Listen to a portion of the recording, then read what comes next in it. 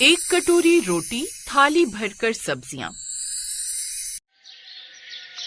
आरव मुंबई शहर में रहने वाला एक इंजीनियर लड़का था जो महाजन परिवार का इकलौता बेटा था। उसके परिवार में उसकी माँ सुनीता महाजन, पिता आलोक महाजन और दो बहनें किंजल और नितिका महाजन थी। एक रोज गांव से मनोहर के यहाँ से शादी का कार्ड आया। उसकी बेटी शन्नू की शादी है। क्या गांव? नहीं, मेरे बस की तो नहीं है इतनी दूर का सफर करना।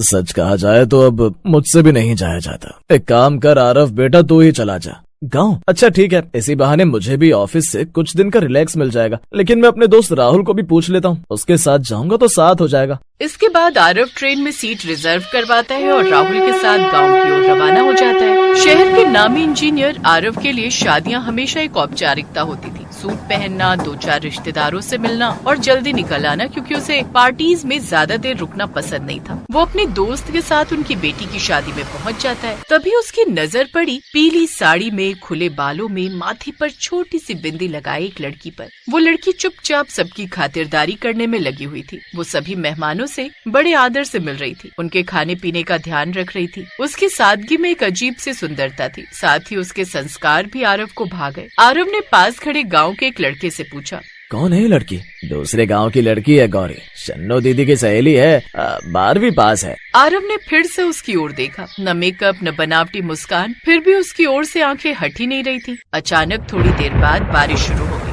गौरी मंडप के पास खड़ी थी, तभी किसी ने आरव को छाता ला कर दिया। अरे वाह यार, ये अच्छा किया, छाता मिल गया। राहुल जैसे ही उसके छाते के नीचे जाने लगा, वैसे ही आरव छाता लेकर उस लड़की की ओर चला गया। अबे वो कहाँ जा रहा है? आरव उसके पास जा पहुंचा। आप भीग जाएंगी, इस छाते के नीचे आ जाइए। गौरी झिझकते हुए छाते के नीचे चली गई। कुछ देर बाद टेंट का इंतजाम हुआ, जिससे सबको राहत मिल गई, लेकिन तब तक राहुल भीग चुका था। अरे राहुल, ये क्या, तू तो पूरा भीग गया। हाँ, तेरे मजनू बनने के चक्कर में। अबे ओ, तू ठहरा शहरी इंजीनियर और वो गांव की साधारण सी लड़की। तुझे तो इससे अच्छी अच्छी लड़कियां मिल जाएंगी। देखने में तू काफी हैंडसम है यार। मुझे कोई और नहीं चाहिए, बस यही चाहिए। लेकिन तू जानता है ना, तेरी फैमिली मॉडर्न फैमिली है और उन्हें मॉडर्न लड़की चाहिए होगी, ना कि कोई गाँव की। वो सब मुझे नहीं पता। अब तो तेरी भाभी अगर कोई बनेगी तो यही बनेगी। आरव 2 दिन वहीं रुकता है और इसी दौरान गौरी से बातचीत बढ़ा लेता है। उधर शहर में उसके परिवार वाले उसके लिए कोई मॉडर्न शहरी पढ़ी लिखी लड़की ढूंढ रहे थे। नहीं पंडित जी, ये चश्मिश लड़की की फोटो तो मत ही दिखाओ। मेरे बेटे के लिए तो बिल्कुल मॉडर्न और स्टाइलिश लड़कियां दिखाओ, जो उसके स्टैंडर्ड को मैच कर सके।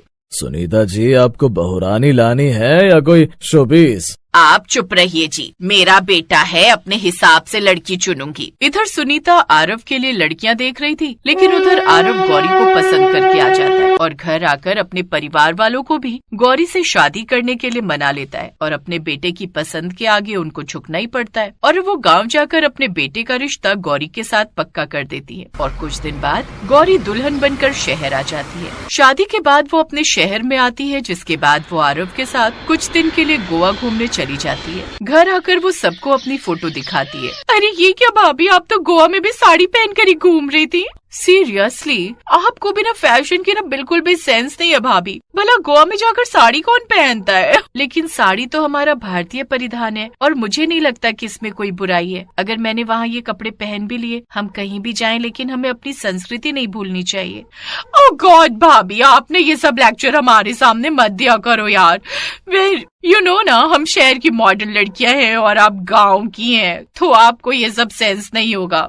किंजल, नितिका, ये क्या तरीका है भाई अपनी भाभी से बात करने का? तो क्या ही गलत कहा। अब अपनी ताई जी की बहू नताशा को ही देख ले, कितनी मॉडर्न और पढ़ी लिखी है और फैशन का भी क्या बढ़िया नॉलेज है उसको। खैर छोड़ो, तू तो इसी की तरफदारी करेगा, आखिर तेरी पसंद की जो है। अब दोनों बहनें मुंह बनाकर वहाँ से चली जाती हैं। शादी के बाद गौरी हनीमून के लिए चली गई थी, इसलिए उसने अभी तक एक बार भी किचन में खाना नहीं बनाया था। खाना बनाने के लिए वो किचन में जाती है और कुछ देर बाद बहुत सारे पकवान बनाकर तैयार कर लेती है। लेकिन खाना बनाने के बाद वो किचन में कुछ ढूंढने न जाने कहाँ होंगे। यहाँ तो मुझे कहीं भी पत्तल नजर ही नहीं आ रहे, पता नहीं कहाँ रख दिए होंगे। अब वो सारी रसोई छान मारती है, लेकिन उसे कहीं भी नजर नहीं आते। कमाल है, यहाँ तो बस ये स्टील की कटोरियां हैं और ये थाली ही रखी हुई है। और हमारे गांव में तो थाली में बस तभी देते थे जब कोई खास मेहमान आते हैं। नहीं, कहीं मैं थाली में ले गई तो माँ जी कहीं 2 बातें न सुना दे। कुछ देर बाद सास की आवाज बाहर से आ जाती है। अरे बहू, खाना बना रही है या बीरबल की खिचड़ी जो अभी तक नहीं बना तेरा खाना? जी माँ जी, बस तैयार है जी, बस अभी लाई। गौरी को एक जुगाड़ सूझता है। अब वो रोटी को तोड़कर कटोरियों में डाल देती है, साथ ही थालियों में अलग अलग सब्जियां डाल देती है, जिसमें एक में मटर पनीर, एक में आलू गोभी, एक में छोले डाल देती है और कुछ देर में उनके सामने परोस देती है। 3 थालियों में 3 अलग अलग सब्जियां और कटोरियों में रोटी देख सभी एक दूसरे का मुंह देखने लगते हैं।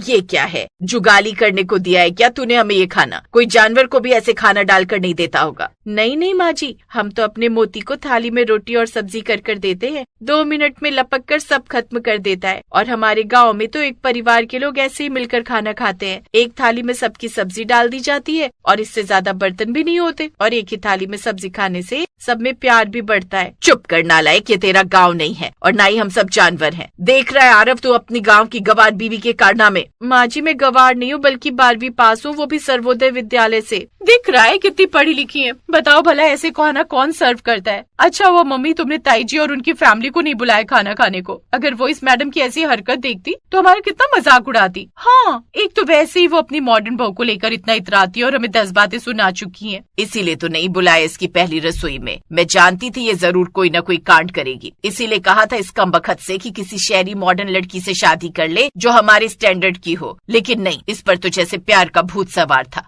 अरे बस भी करो, बहू बेचारी शहर में नहीं आई है, धीरे धीरे यहाँ के तौर तरीके सीख जाएगी। अब वो सब बिना खाए ही वहाँ से उठ जाते हैं। गौरी को ये सब देखकर बड़ा बुरा लगता है। फिर आरव उसे सारी बात बताता है। गौरी, माँ की बातों का बुरा मत मानना। शहरों में सब्जी कटोरियों में परोसी जाती है और रोटी थाली में। आगे से ध्यान रखना। अच्छा, मैं चलता हूँ, ऑफिस के लिए लेट हो रहा है। आरव ऑफिस के लिए चला जाता है और सुनीता भी अपने पति के साथ एक रिश्तेदार को हॉस्पिटल देखने चली जाती है और किंजल और नितिका भी अपने कॉलेज चली जाती हैं। अब घर में अकेली गौरी ही बचती है। ओफो, सारा घर बिखरा पड़ा है। माँ जी के बेडरूम से लेकर ननद जी के कमरों का बड़ा ही बुरा हाल है। कोई बात नहीं, मैं भी तो यहाँ बैठकर बोर हो रही हूँ। अब गौरी सारे घर की अच्छे से बैठकर सफाई करती है और उसे इन सब में 4 घंटे लग जाते हैं। फिर जब उनके घर वाले आते हैं तो अपने घर को देखकर बड़े खुश होते हैं। सुनीता भी अपने घर का हाल देखकर खुश तो हो जाती है। नई बहू के आने से अब घर काफी साफ रहता था। ऐसे ही कुछ दिन बीत जाते हैं। एक रोज वो किसी पार्टी में जाते हैं जहाँ उनकी ताई सास भी अपनी मॉडर्न बहू को लेकर आई होती है, जिसने काफी मॉडर्न शॉर्ट ड्रेस पहनी हुई थी, जबकि गौरी वहाँ भी साड़ी पहनकर ही जाती है और सबके पाँव छूती है, जबकि मॉडर्न बहू किसी से ठीक से बात भी नहीं करती। सुनीता, अब तो अपनी इस गाँव की बहू को शहरी तरीके के कपड़े पहनना सिखा दे। इसको समझाइए इसका गाँव नहीं है।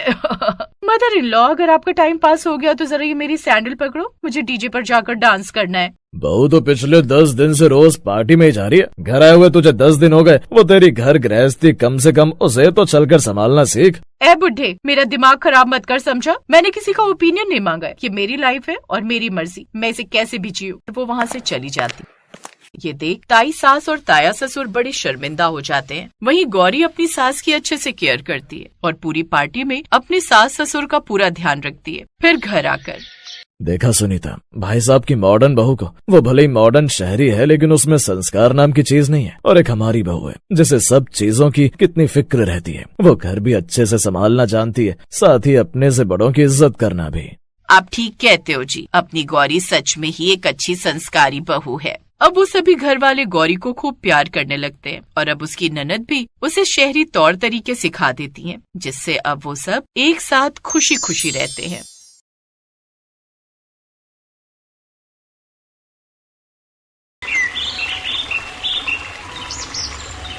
सुमन घर की बनी रोटी सब्जी का नाम सुनते ही बुरा सा मुंह बना लेती थी। उसी बात को लेकर सास बहू दोनों में रोजाना तू मैं हो ही जाती थी। सुमन, ये क्या, तुमने बाहर से कुछ खाने का मंगवाया है क्या? हाँ, वो मैंने रसोई में देखा, आप रात के खाने के लिए भिंडी काट रही हो। मेरे से सूखी रोटी सब्जी नहीं खाई जाती, इसलिए मैंने नूडल्स और मंचूरियन मंगवा लिया।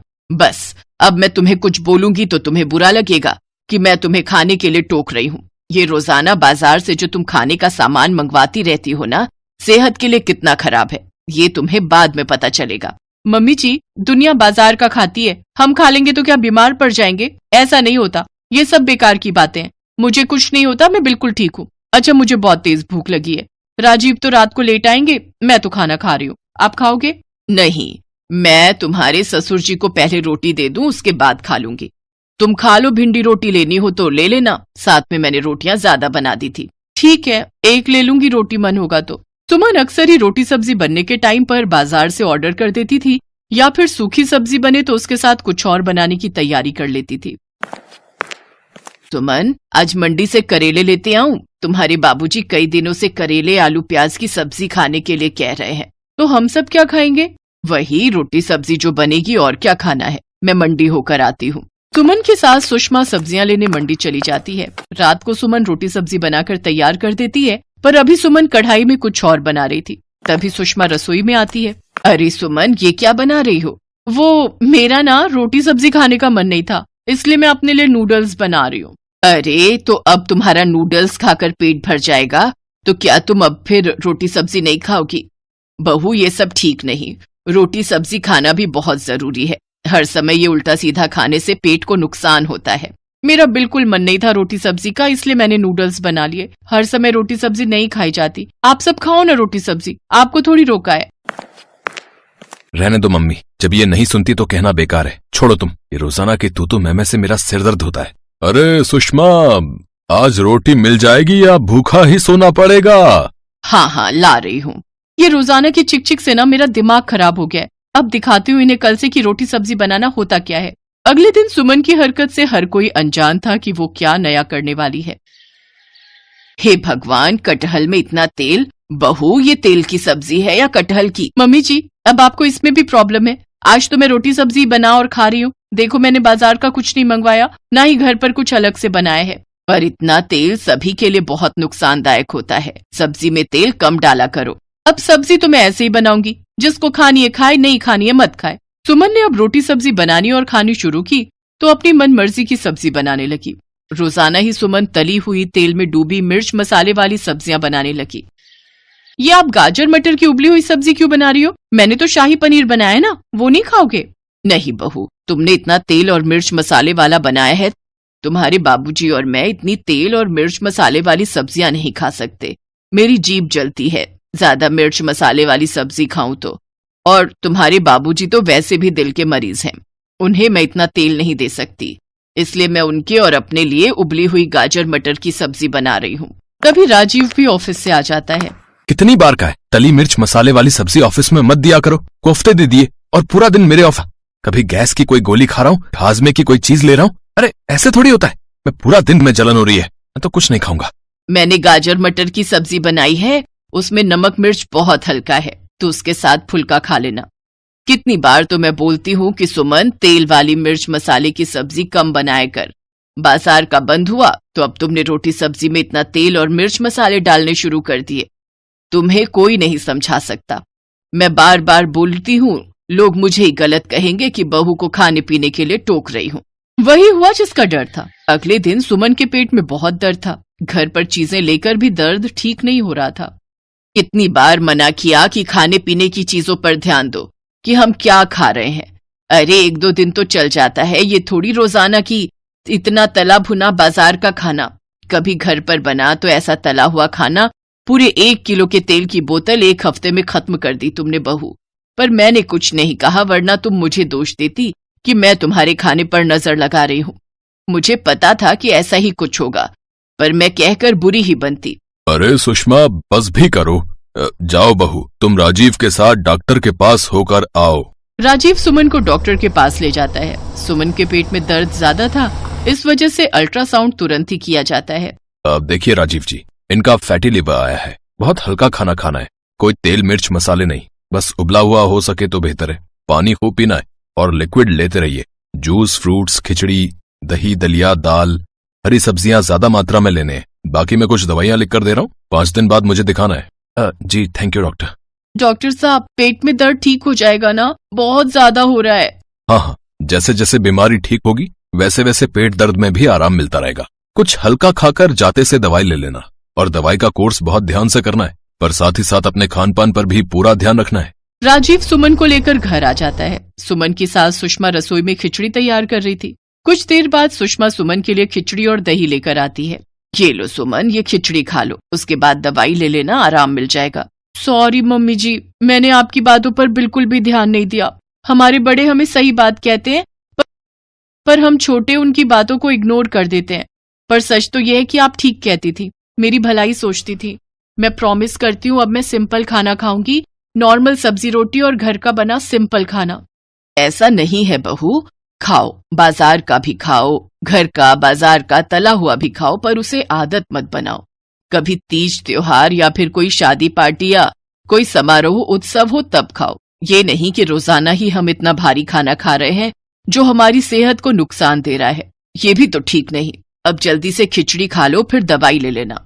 सुषमा खुश थी कि सुमन ने उसकी बातों पर ध्यान दिया और उन बातों पर अमल किया, जिससे कुछ ही दिनों में सुमन की तबीयत बिल्कुल ठीक हो गई।